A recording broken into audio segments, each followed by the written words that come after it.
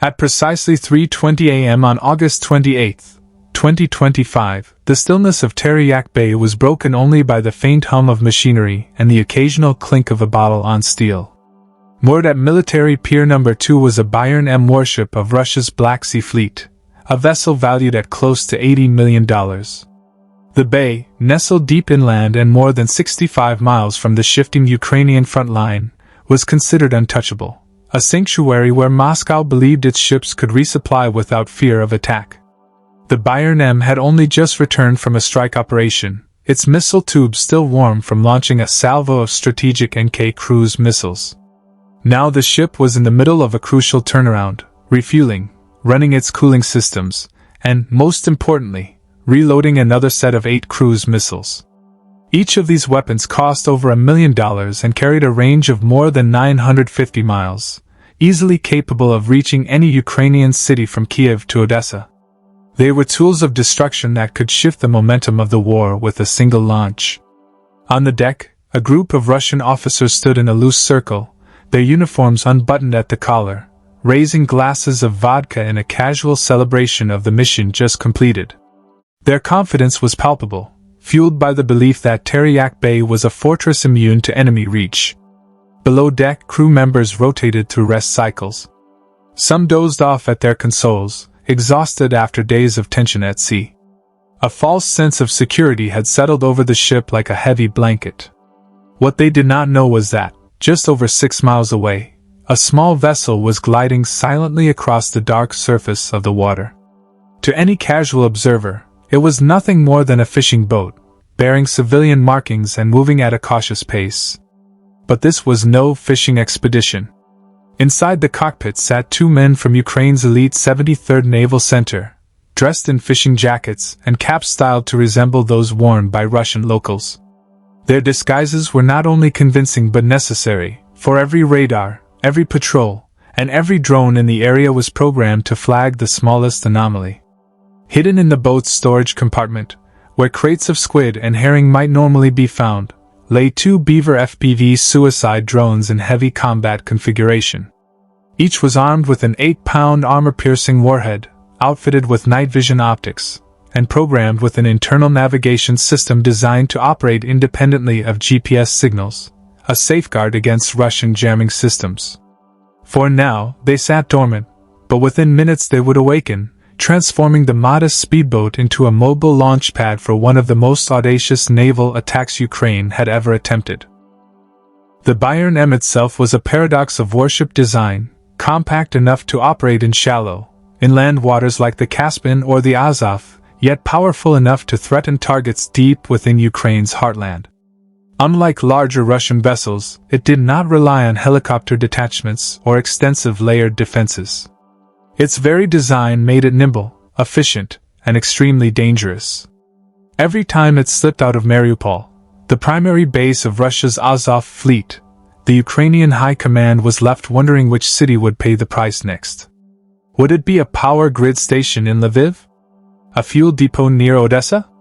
Or, as had happened too many times before, a civilian site such as a kindergarten or hospital? The uncertainty was a weapon in itself, sowing dread across an already battered nation. For Ukraine, the risk was intolerable. Waiting for the Bayern M's next launch meant gambling with thousands of civilian lives. The decision was made, the ship had to be neutralized, and the attack would have to come when the Russians least expected it. Yet Teryak Bay was no ordinary port. It was fortified like a floating fortress, bristling with defenses designed to repel even the most determined assault. A Panzer S-1 system, specialized in detecting and destroying both UAVs and cruise missiles, guarded the skies. 2 Podollet K-1 radar stations, running ceaselessly day and night, scanned the horizon for even the faintest irregularity. From the perspective of Russian command, the bay was impenetrable. They believed no unmanned aerial vehicle, no missile, and certainly no small boat could infiltrate its layered defenses. That conviction would prove to be their undoing. Ukraine's planners had studied the rhythms of Teryak Bay for months, charting every patrol, every radar sweep, every shift change. They identified a narrow window, just minutes long, when defenses were at their thinnest. More importantly, they chose a method no one in the Russian Navy had anticipated: infiltration not from the sky or from long-range missile batteries, but from the quiet surface of the water itself. The attack would come from within the illusion of normalcy, disguised as nothing more threatening than a fishing trip. As the disguised boat drew closer, its engines throttled down to a whisper, and the two Ukrainian operators prepared their drones. The bay was silent, the Russian warship unaware of the storm about to break. In less than 5 minutes, the fragile calm of Teryak Bay, and Russia's illusion of invulnerability, would shatter. Skimming just above the sea's glassy surface, the Ukrainian boat slipped into the radar blind zone, a corridor so narrow it seemed inconsequential to Russian defenses. Yet it was from this very gap that death advanced, cloaked in silence, and armed with a weapon Moscow least expected, a UAV worth less than 1/500th the cost of a single-caliber missile. At 3:27 a.m., with the boat only 3 miles from its target, right at the outer edge of Teryak Port's surveillance grid, the two Ukrainian operators moved quickly. With practiced precision, they pulled away the gray camouflage tarps from the stern compartment. From beneath the covers, 2 fiberglass FPV drones emerged. Each measured roughly 4 feet in length with a wingspan of 5.5 feet, their ultralight composite bodies coated in matte gray to vanish against the dark sea. Their design gave off almost no heat signature, making them ghosts to infrared sensors. The soldiers armed the machines. Safety pins were yanked free, inertial navigation modules booted up, targeting routines activated. Then came the final command: arm and release. Both drones were assigned distinct approach vectors in a synchronized dual-strike model. The first, call sign Thunder, under direct control from the primary Ukrainian group, was tasked with diving headlong into the ship's radar tower, severing its eyes and plunging the vessel into temporary blindness. The second, codenamed Vidplata, Retribution, operated under the HUR Special Operations Forces, would come in on a 30 degrees offset, aiming for the beating heart of the ship, the caliber missile launchers amidships. If Thunder succeeded in crippling the radar, Retribution would have a window to punch through the final armor layer and ignite the warship's arsenal. At precisely 3:29 and 12 seconds a.m., Thunder launched. The drone was shoved off its rail, and within 3 seconds its electric propeller screamed to life, accelerating it forward at blistering speed. 40 seconds later, Retribution followed, streaking low over the water, both machines separated by only 200 feet, flying no higher than 7 feet above the surface. They hugged the sea so closely that they skimmed beneath the scanning arcs of both Podlet and Panzer radar systems. The boat's role was complete. From here onward, the fate of the mission lay entirely in the hands of two silent assassins, guided by algorithms, inertial sensors, and infrared optics. Hundreds of miles away, in a dimly lit bunker outside Zaporizhia, a UAV operator hunched over his black and white FPV feed. His world narrowed to the screen, the radar mast looming larger with every passing second. The room around him was silent, the only sound his own breath and the faint hum of equipment. The distance counter ticked down, 950 feet. 800. 650. Still no response from the Russian vessel. Its radar dome kept turning, oblivious to the threat streaking toward it. The operator tightened his grip. 5 seconds. 4. 3. 2. Time slowed, then froze. At 3:31 and 25 seconds a.m., the screen flared white. Thunder struck the mast with surgical precision. The blast ripped the antenna from its base and hurled it across the deck like a severed limb. A plume of fire and shrapnel cascaded outward, shards splashing into the bay like molten fireworks. The heat wave seared secondary sensors, sparks showered into equipment bays. Within a single heartbeat, the Bayern M's main radar, navigation systems, and data processors went dark. The warship, once a precision strike platform, was reduced to blindness. Chaos erupted aboard. The commander barked orders. "Run a fast diagnostic! Possible EW attack!" But no report came back whole. The radar was annihilated. The fire control cabin filled with choking smoke and carbon dust. A radar officer collapsed, bleeding heavily from a shard that had punched through the observation window into his chest. With the control center damaged, the crew scrambled for their last hope, the Panzer S-1 close-in defense system. But the controls had been destroyed in the blast, and searing heat inside the cabin made manual activation impossible. For the first time, the ship was defenseless. And then came the second strike. Just 6 seconds after Thunder's impact, a gray blur skimmed in from the port side at nearly 95 miles per hour. Retribution. The drone closed in like a dagger, its FPV feed transmitting the image of the target with chilling clarity. 3 S-14 vertical launch systems, arranged in neat parallel rows, housing 8 caliber NK cruise missiles. On the screen, their rectangular hatches glowed faintly with heat signatures. One, Bay Number 3, gaped open, the missile within primed for launch. On board the Bayern M, a panicked voice shouted through auxiliary control. "Low object approaching port side." But it was already too late. The radar was gone. Optical cameras were blinded by soot and flame. No orders had been issued to bring Panzer batteries online. At 3:32 a.m., retribution struck. The explosion tore through Bay 3 with apocalyptic force.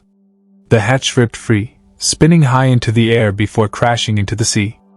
A geyser of black smoke and fire engulfed the center deck. Steel plates peeled back like paper, and a shockwave thundered across the bay. In an instant, the Bayern M transformed from predator to wounded prey, its core ripped open, its arsenal ignited against itself. Steel plating buckled inward. Metal shards ricocheted across the deck like razor-edged shrapnel. The blast shockwave rippled through the Bayern M's hull, reverberating into compartments deep below the waterline. Almost instantly, the ship's automated fire suppression system roared to life. Carbon dioxide valves hissed and popped, releasing high-pressure jets of gas in desperate bursts meant to suffocate the growing flames. White plumes rolled across the deck, engulfing smoldering fragments and searing hot metal. But the response came too late. The fire had already spread into the secondary electrical bay, devouring cabling and circuitry. Sparks cascaded through the launch control module, and within seconds, the system was reduced to charred wreckage. 2 adjacent missile bays began to overheat dangerously. The threat of a catastrophic secondary explosion loomed over the entire vessel. Above all else, the ship's combat capability was gone. The Bayern M lurched, listing 3 to 5 degrees to starboard, a clear indicator of either flooding within a technical compartment or severe imbalance from structural damage. Crew members scrambled across the deck, slamming emergency valves shut and struggling to isolate damaged compartments.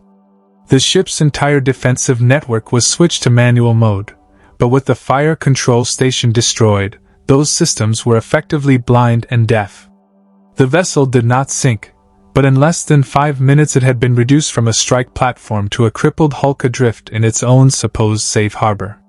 Over secure channels, the encrypted UHF military network of Russia's Black Sea Fleet crackled to life with a message marked urgent. M-class warship B-38 attacked. Radar compromised. Caliber system disabled. Requesting immediate support and towed to Teryak. Within 7 minutes of the dual strike, the pride of the Azov flotilla had lost all offensive and defensive function, forced into retreat. The loss was devastating not just for the ship but for Russia's wider operational doctrine. The Bayern M was a keystone of the Azov fleet, a vessel perfectly adapted for the semi-enclosed waters of the Sea of Azov, where shallow depths and narrow channels limited the movement of larger warships. It was this class of ship that allowed Russia to operate with near impunity, slipping undetected into firing range and launching long-range caliber cruise missiles at Ukrainian cities. Now, with one knocked out of action, that strategy was shaken to its core. Hours after the attack, Ukraine's Defense Intelligence Directorate released FPV footage. The black and white video confirmed the sequence. The first drone striking the radar mast in a blinding flash, severing the ship's eyes. The second slamming into the missile launcher, erupting into flame and smoke. The ship tilting visibly, flames licking along its deck. No air defense countermeasures fired. No evasive maneuvers registered. Trusted outlets, Naval News, Kiev Post, Business Insider, the Kyiv Independent, verified the authenticity of the footage. Independent naval analysts were quick to weigh in. The consensus was clear: this was more than a tactical strike. It was a strategic tremor across the Sea of Azov. The Bayern M was forced back to Sevastopol for extensive repairs, a process expected to take weeks, if not months, depending on whether its digital fire control infrastructure could be salvaged. For Ukraine, the calculus was simple: a clean, decisive victory at less than 1% of the cost of the target destroyed. A pair of drones, each costing no more than $2,000, had neutralized an $80 million warship and undermined Russia's naval posture in what it believed was its safest zone. The strike also shattered a key psychological pillar. Teryak Bay had been considered untouchable, a rear sanctuary where ships could dock, refuel, and reload without fear. That illusion collapsed in the span of 6 minutes. 2 drones launched from a disguised civilian boat had not only penetrated a layered, multi-million-dollar air defense bubble, but struck with precision at the vessel's 2 most vulnerable points, its radar and its missile launch system.